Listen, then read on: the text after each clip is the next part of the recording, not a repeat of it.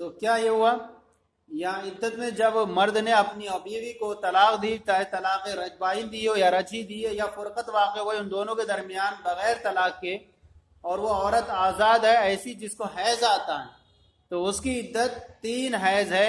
اللہ تعالیٰ کے ارشاد پر دلیل ہے یہ کہ اور متعلقہ عورتیں اپنے آپ کو روکے رکھیں 3 حیض، ہو گیا نہیں؟ والفرقۃ اذا كانت بغیر طلاق فهي في معنى الطلاق۔ یہاں پر ایک اعتراض ہو سکتا تھا کہ یہاں طلاق کے ذریعے ہو وہاں تو عدت سمجھ میں آتی ہے، لیکن جو بغیر طلاق کے فرقت ہو جائے وہاں کیا؟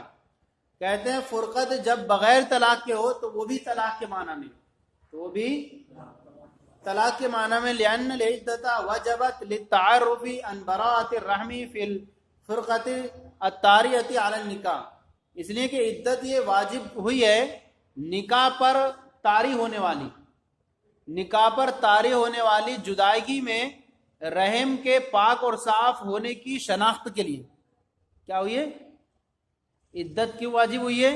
نکاح پر طاری ہونے والی فرقت میں، جدائیگی میں رحم کے پاک اور صاف ہونے کی شناخت کے لیے عدت اس لیے کرتے ہیں واجب کہ پتہ چل جائے کہ عورت کو رحم پاک و صاف ہے تو حیض آئے گا۔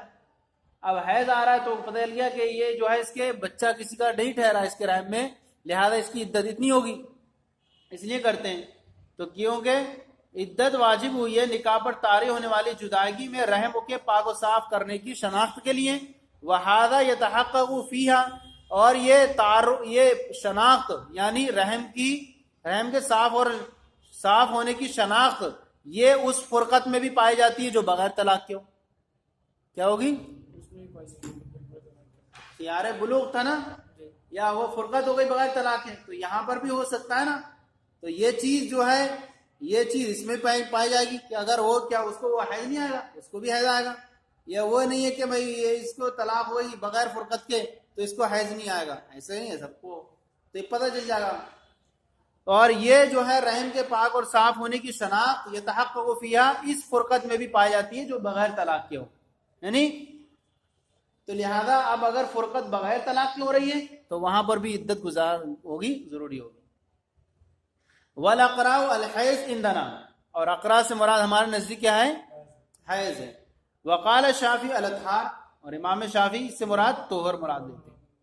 واللفظ حقیقت فیہما، اور لفظ دونوں میں حقیقت ہے، یہ نہیں کہیں گے کہ یہاں پر حیض کے معنی میں حقیقت ہے اور طہر کے معنی میں مجاز ہے، اگر ایسا ہوتا تو پھر آسانی ہو جاتا حل، لیکن دونوں نے حقیقت مانا اس لیے اختلاف ہوا یہاں پر، تو دونوں حقیقت ہے، دونوں میں حقیقت استعمال ہے۔ اذ ہوا من الازداد، اس لیے کہ کیونکہ یہ ازداد میں سے کیا ہے؟ دونوں ضدیں ہیں بھائی، جہاں طہر ہوگا وہاں حیض نہیں ہوگا، جہاں حیض ہوگا طہر نہیں ہوگا، دونوں ضدیں ہیں، اور جب ضدیں ہیں تو قال ابن سکیت ولا يلتزمها جملة للاشتراک، ابن سکیت نے کہا کہ یک بارگی یہ دونوں کو لفظ شامل نہیں ہوگا مشترک ہونے کی وجہ سے، یعنی دفعتاً واحدہ ایک بھی مرتبہ میں دونوں کو شامل ہو جائے، یہ نہیں ہو سکتا کہ ہم قرو بھی مراد لیں طہر بھی مراد لے لیں، ایسا حیض مراد لیں، کیونکہ جو لفظ ضد میں سے ہوتا ہے وہاں ضد جو ہوگی ایک دوسرے کی مخالف ساست پائی نہیں جائیں گی، تو یہاں پر ہم یہ مراد نہیں لے سکتے۔ جسے لفظ عین وغیرہ گھٹنا ہے نا، تو اس لفظ عین کے معنی بہت سارے ہیں لیکن سارے ایک ساتھ نہیں لے سکتے نا، تو یہی ہے، تو ان کو لفظ شامل نہیں ہوتا ہے، دونوں کو لفظ شامل نہیں ہوگا ایک مرتبہ اس مشترک ہونے کی وجہ سے۔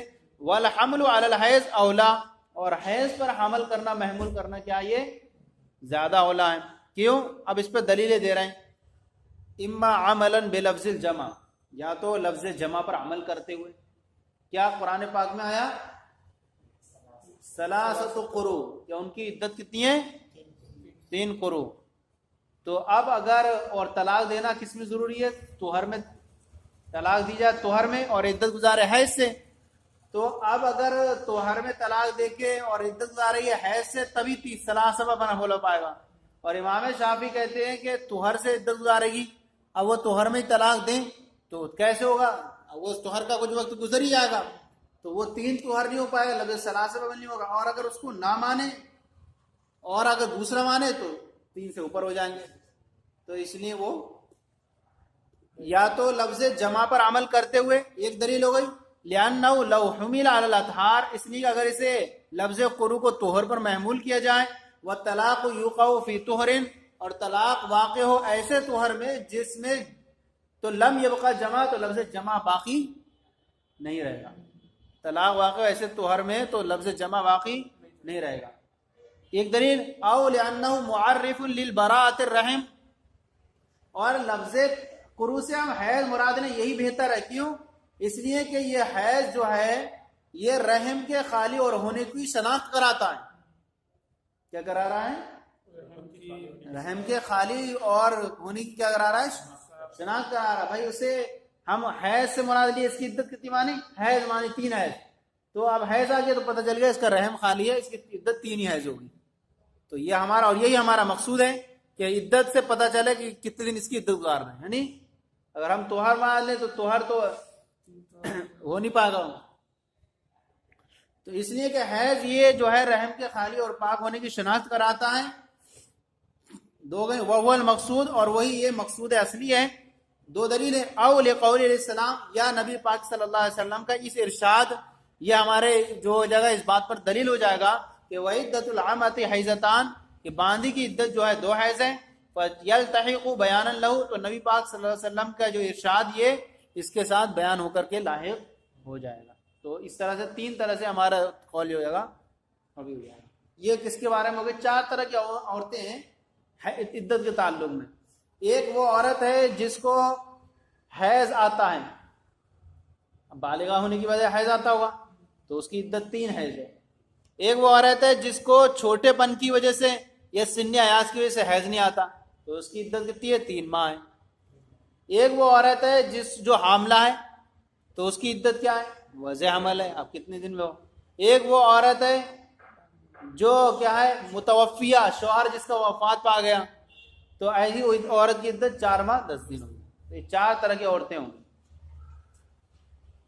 وَإِن كَانَتْ ممن لا تحیض من صغر او کبر فعدتها 3 اشہر، اور اگر عورت ایسی ہو جس کو حیض نہ آتا ہو، من صغر چھوٹے پن کی وجہ سے یا بڑی درازگی عمر کی وجہ سے، تو اس کی عدت کتنی ہوگی؟ 3 ماہ ہوگی. نبی کریم صلی اللہ علیہ وسلم کا ارشاد، واللائے یئسن من المحیض من نسائکم الایا، وہ عورتیں جو اپنے حیض سے مایوس ہو جائیں، نا امید ہو جائیں، تو ان کی عدت کتنی ہے؟ 3 ماہ ہے. وَكَذَلِكَ الَّتِي بَلَغَتْ بِالسِّنِّ، اسی طرح وہ عورت جو سن ایاس کو پہنچ چکی ہو، یعنی بلغت بالسن ای 15 سنتن، یعنی 15 سال کو پہنچ چکی مراد، 15 سال. وَلَمْ تُحِيضُ بِآخِرٍ، اور اسے بھی حیض نہیں آتا ہے کہ تو اس کی بھی بآخر الآیا، ولم تحیض، اسے بھی حیض نہیں آتا تو اس کی عدت بھی کتنی ہے؟ 3 ماہ. یہاں پر اصل میں یہ ہے کہ صاحبین کے نزدیک 15 سال اور امام اعظم کے نزدیک 17 سال. تو ایسی عورت ہے جسے اب بھی اتنی عمر ہو گئی جسے حیض ہی نہیں آ رہا، 15 سال کو پہنچ گئی. بالغ نہیں ہے، نابالغہ میں ابھی ہے اختلاف ہے. تو امام اعظم فرماتے ہیں 17 سال، صاحبین فرماتے ہیں 15 سال.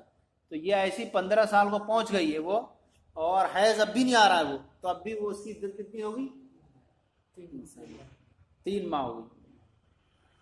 لیکن آج کے زمانے میں جو ہے تقریباً جلدی 12 کتنا، ویسے شریعت کے اعتبار سے کیا حکم ہے؟ 9 سال کی عورت، مرد 12 سال سے بالغ رہتا ہے، کم سے کم عورت 12 اور مرد 15 سال. تو یہ ہو گیا. وَإِن كَانَتْ حَامِلًا، یہ بہت اتفاقی مسئلہ ہوگا آج کے زمانے میں، اتنا ہو نہ آج کے زمانے میں تو کارنامے تو اس سے پہلے کے سننا ہے، 9 سال سے پہلے کے بھی.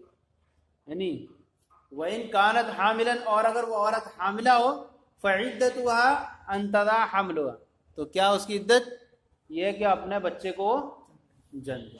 نبی کریم اللہ تعالیٰ کے ارشاد کی وجہ سے وَأُولَاتُ الْأَحْمَالِ أَجَلُهُنَّ، اور حاملہ عورتیں ان کی عدت کیا ہے؟ جو وہ اپنے حمل کو جن دیں. وَإِن كَانَتْ أَمَةً، اور اگر وہ باندھی ہے، فَعِدَّتُهَا حَيْضَتَانِ، تو اس کی عدت کتنی ہے؟ 2 حیض ہے. نبی کریم صلی اللہ علیہ وسلم کی ارشاد کی وجہ سے طلاق الامتی تطلیقتان وعدتها حیضتان، باندھی کی طلاق 2 طلاق ہے اور اس کی عدت، ایک دلیل ہو گئی، دوسری عقلی دلیل. وَلِأَنَّ الرِّقَّ مُنَصِّفٌ، اور اس لیے کہ یہ غلامیت یہ نعمتوں کو تنصیف کرنے والی ہے، یعنی تو لہذا جب نعمتوں میں تنصیف ہوئی تو اب اس میں بھی ہم کیا کریں گے؟ اس میں بھی کیا کریں گے؟ نعمت اس میں بھی تنصیف کریں گے. وَالْحَيْضَةُ لَا تَتَجَزَّأُ، اب یہ ہونا چاہیے نا، 1.5 ہونا چاہیے، تو کہہ رہا ہے وہ اس پہ وَالْحَيْضَةُ لَا، اور حیض میں جو ہے تجزی نہیں ہوتی. فَكَمُلَتْ فَصَارَتْ حَيْضَتَانِ، تو وہ مکمل ہو کر کے 2 حیض بن جائیں گے. وَإِلَيْهِ أَشَارَ عُمَرُ بِقَوْلِهِ، اور اسی کی طرف اشارہ کیا حضرت عمر رضی اللہ تعالیٰ نے اپنے اس قول سے، لَوْ اسْتَطَعْتُ بِجَعَلَتِهَا لَجَعَلْتُهَا حَيْضَةً وَنِصْفًا، اگر مجھ سے ہو سکتا تھا، اگر میں یہ کر سکتا تو میں اس کی عدت کتنی بنا دیتا؟ 1 حیض اور آدھا حیض. تو انہوں نے کیا فرمایا؟ اگر ہو سکتا مجھ سے تو میں اس کی عدت بنا دیتا، 1.5 بنا دیتا.